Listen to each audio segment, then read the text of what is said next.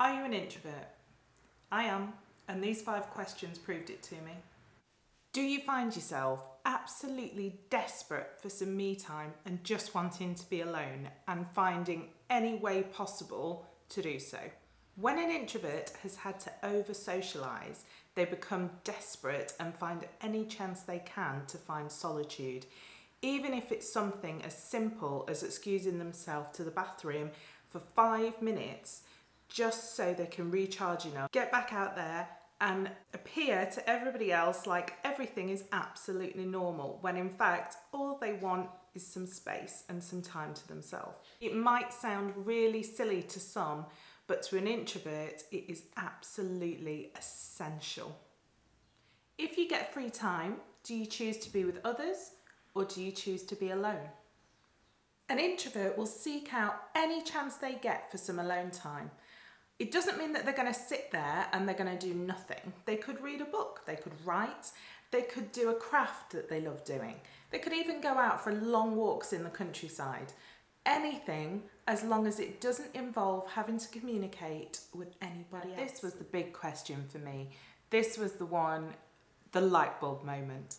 When you've been around other people, do you feel energized or do you feel completely drained?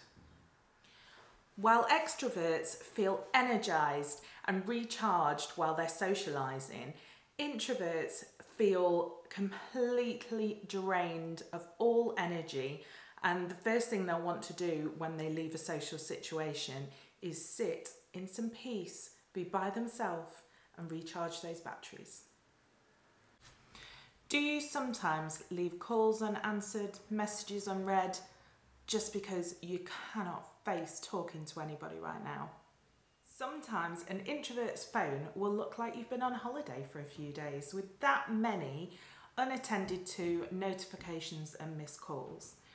And it's not because we're being lazy, it's because we physically and mentally do not have the energy to speak to anyone right now.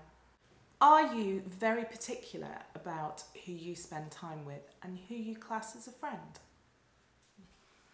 An introvert values their alone time, but we also value the people that we choose to spend time with, and we can be very picky about who that is.